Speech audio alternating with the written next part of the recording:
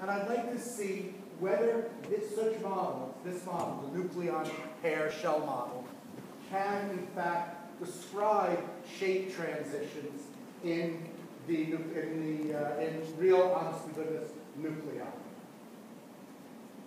The work that I'm going to be talking about has been carried out over the last year or so in collaboration primarily with Lei Yang and Yunmin Zhao and Wanjian Fu from Shanghai Jiaotong University.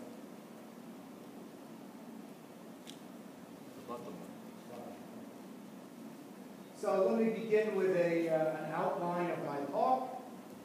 I'd like to first of all give you some brief motivation. I'd then like to describe to you the basic ingredients of the nucleon pair shell model, which I'll often just abbreviate as NPSM.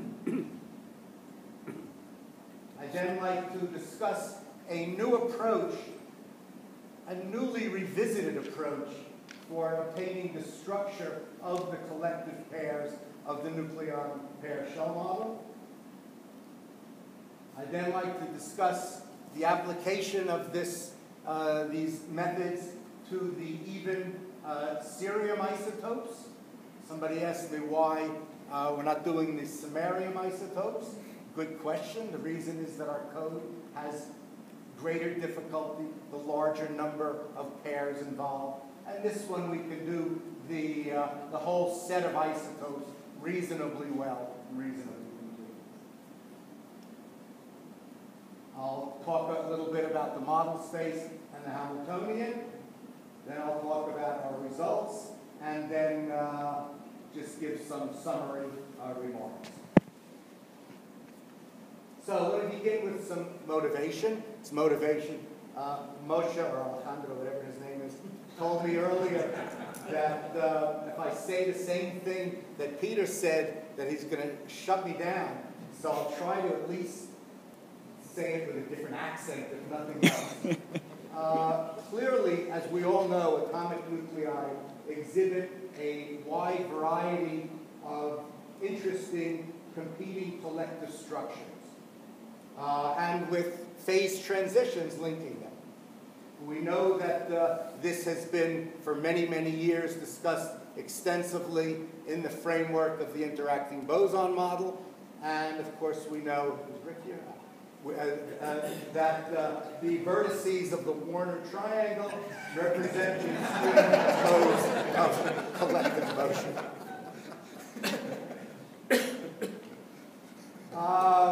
We've heard in the previous talk how there's been an enormous amount of effort to try to understand the variety of collective structures and the transitions between them in the context of density functional theory.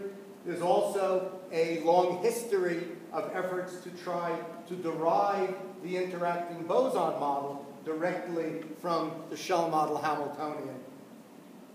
And it failed fairly miserably for a fairly long time. And it's only fairly recently, as it's been realized, that we should there too be trying to first get the appropriate density functional and then map it onto the boson space, that it's been possible to carry out this program in all of the various collective regimes.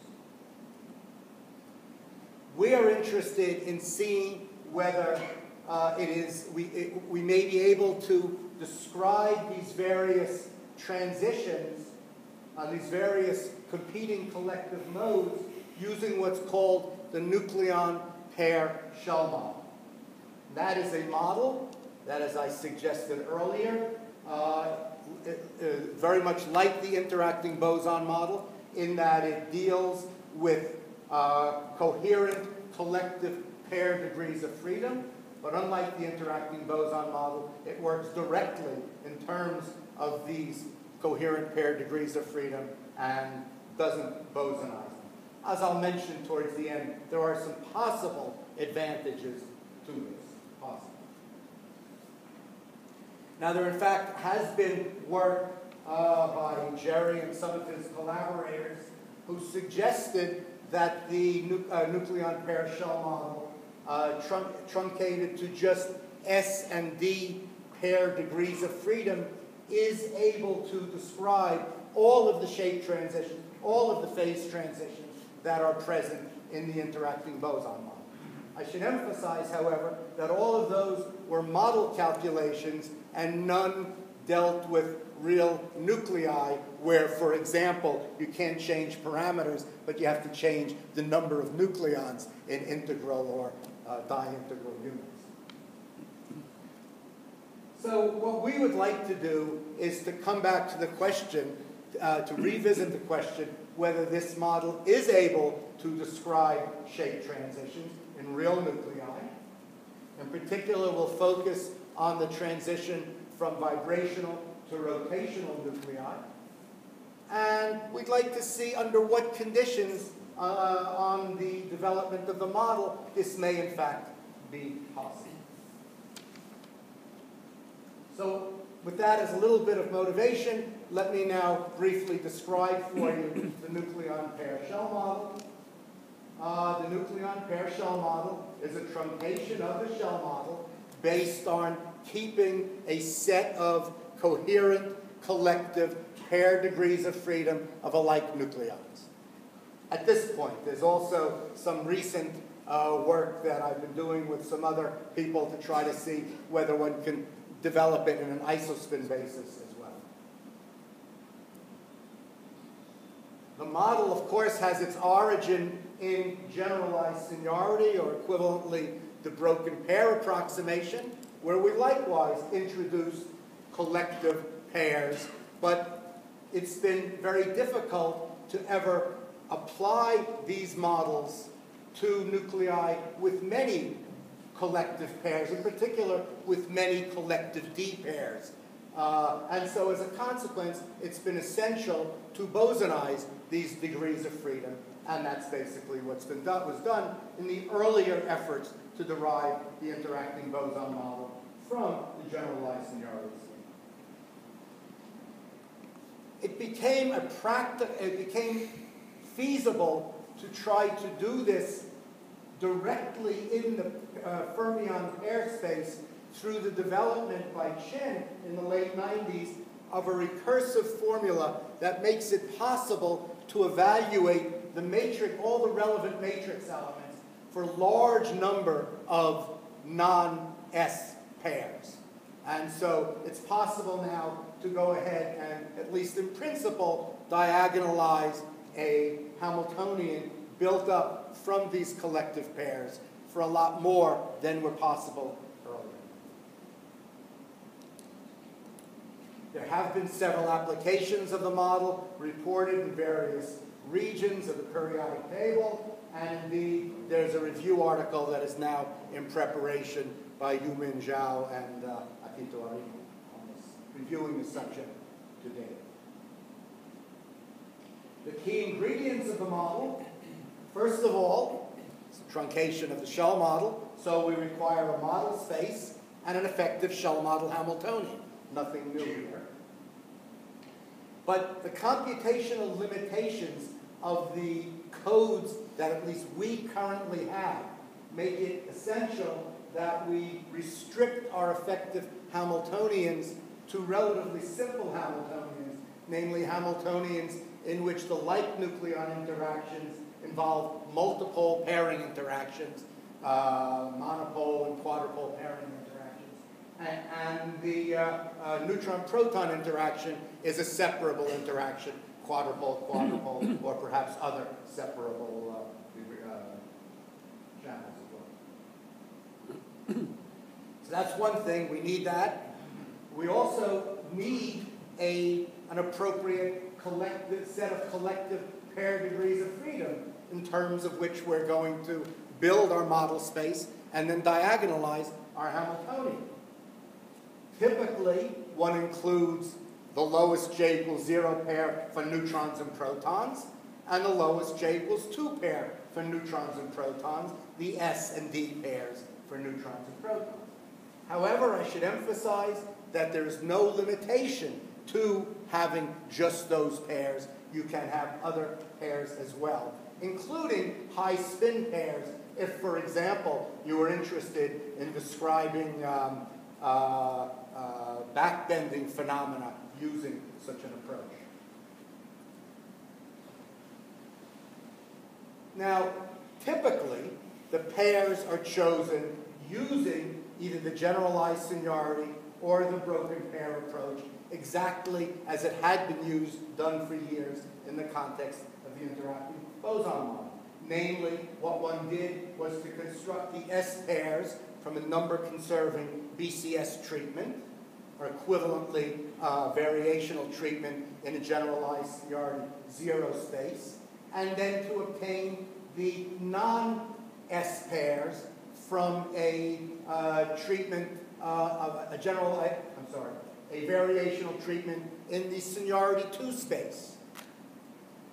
Alternatively, when you're only dealing with S and D pairs, some people, including the work that I mentioned that Jerry and his collaborators have been involved in, instead obtain the D pair by looking at the commutator of the quadrupole operator with the S pair. So this is the traditional method that has been used, and I hope to convince you later on that when there's lots of neutrons and protons around, it's a terrible prescription. My claim is that this is fine for either semi-magic or nearly semi-magic nuclei, in which there are no important proton-neutron correlations present. But as soon as your number of neutrons and protons get large, it's critical that one takes into account the effects of the proton-neutron interaction in building the optimal collective pairs from which to build your shell model space. And I'll show this in a little while. So what I'm going to do is to consider an alternative approach for defining the dominant collective pairs in deformed nuclei. It's something that's well justified in deformed nuclei, as I'll discuss, but I'm going to even try to use it for non-deformed nuclei and show that it doesn't do nearly as well, but at least it gives us a starting point for describing the entire transition. Notice that I haven't used the word phase transition. So let me now describe for you how we propose to obtain the collective pairs appropriate for a nucleon pair shell model treatment of deformed nuclei. The method that we're going to use is one that Jorge and I wrote down actually almost 30 years ago as we were trying to think of how one might derive the interacting boson model in deformed nuclei. And basically, the idea is that we're going to choose these collective pairs from Hartree-Fock-Bogolyubov treatment in the model space that we are dealing with. So what we're going to do is focus on axially symmetric nuclei, so I can use an old code that I wrote some 35 years ago. And for an axially symmetric nucleus, the Hartree-Fock-Bogolyubov intrinsic state in the canonical basis can be expressed as a product of a coherent state for neutrons and a coherent state for protons, as colorblind people can never see these things. Good. So, there we go. Okay, so here is the intrinsic state expressed in the canonical basis. I don't write it down in detail. These gamma daggers have the usual V over U structure that you're familiar with when you solve the pairing problem. Now, what you can do, however, is to express these pairs from which you build up the intrinsic wave function. You can expand them in terms of all allowed even angular momentum that are contained within your model space. These coefficients, the A sub L's, then represent the amplitude of those pairs in the intrinsic state for the ground band. The AL squareds then represent the probability of those pairs contributing to the ground band.